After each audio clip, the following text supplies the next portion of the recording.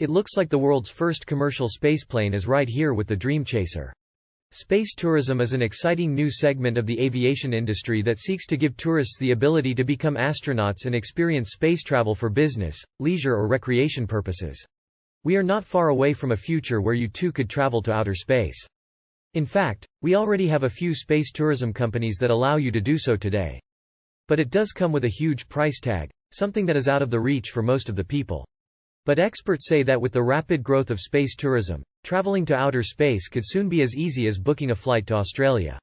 This industry could change the world much like other NASA inventions. Companies offer either orbital or suborbital flights. For those of you who don't know, orbital space travel involves spacecraft traveling around the planet with enough speed to avoid falling back to Earth. The International Space Station is a classic example of orbital space travel. Then you have suborbital space travel, which takes people into space and then returns them to Earth at a slower speed than orbital travel. Most space tourism companies that cater to private citizens currently offer suborbital spaceflights. The space industry is becoming increasingly important to life on Earth, especially when countries are now planning to set up several space stations in low Earth orbit. Today, space is getting crowded and more commercialized than ever before. A company by the name Sierra Nevada Corporation is best known as a private aerospace and national security contractor, and they are about to change everything we know about space tourism. Today the company is heavily invested in its space systems division, especially as it sees NASA and several other companies building infrastructure in orbit. The crown jewel of the company Space4 portfolio has to be the Dream Chaser, which is a reusable space rocket that is built to launch atop of a traditional rocket and land on a runway just like an airplane. It was originally intended as a crew vehicle. But the company is now focusing on a cargo variant. The crewed variant will carry up to 7 people and cargo to and from low Earth orbit. The cargo variant of the Dream Chaser is designed to resupply the International Space Station with both pressurized and unpressurized cargo. It is also intended to launch vertically on the Vulcan Centaur rocket and autonomously land horizontally on conventional runways.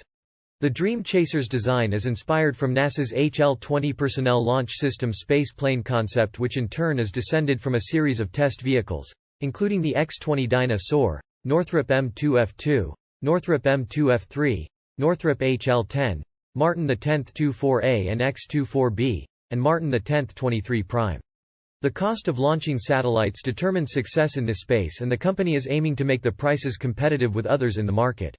What's interesting is the fact that a lot of the pricing will depend on the price of the rocket, because the operating costs of Dream Chaser itself is not high.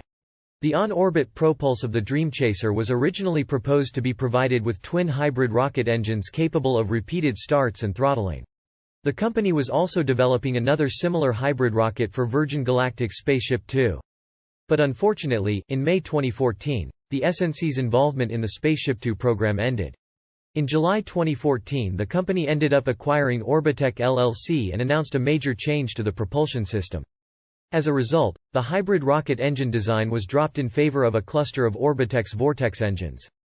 These newer engines used nitrous oxide and propane as propellants. As the next generation of space transportation, the Dream Chaser will perform cargo supply and return missions for NASA, delivering up to 12,000 pounds of cargo to the International Space Station at a time. The journey will carry critical data, all generated by the experiments conducted by researchers from ISS, enabling Earthbound scientists to benefit from much faster access to these unique results. With its maiden launch planned in February 2023, the first of 6 cargo deliveries planned under NASA contract, Sierra is also focusing on redefining the design for a crew variant which will debut in the mid-2020s. The company is planning to build a fleet of 10 and 15 Dream Chasers by 2030. Which will change the game, although the breakdown between cargo and crew variant is still not confirmed. The company is also the developer of a large integrated flexible environment habitat, which is a modular 3-story commercial habitation and science platform. This unique structure will provide opportunities for multiple businesses including manufacturing, pharmaceuticals, and other sectors to optimize zero-gravity benefits. Large integrated flexible environment will be deployed in lower orbit, on the lunar surface, in the lunar orbit, and as a transportation vehicle to Mars. The company also claims that the spacecraft is designed for high reusability, providing quick turnarounds between missions at extremely low costs. It is also touted as a flexible option for reliable transportation for its ability to lift off and land on top of different launch vehicles and a variety of runways. The flexibility does not end there. It also comes with several customization options as it can be shaped accordingly for both domestic and international customers considering factors such as vehicle configuration, landing site, destination, launch site, duration, and a host of other variables. Once the company is ready with the Dreamchaser, the company is looking forward to frequent launches, and that might just change the game. Today the company has extensive recruitment plans by doubling its labor force, creating more than 1,000 new jobs in 2023. This means that the company is fully focused on their mission to build space as the next platform for business. Space is a unique environment where new technological breakthroughs do have the ability to improve our lives both on Earth and space. If the company succeeds with their mission, SpaceX might have another competitor despite SpaceX already being the flag bearer of this space for quite some time now.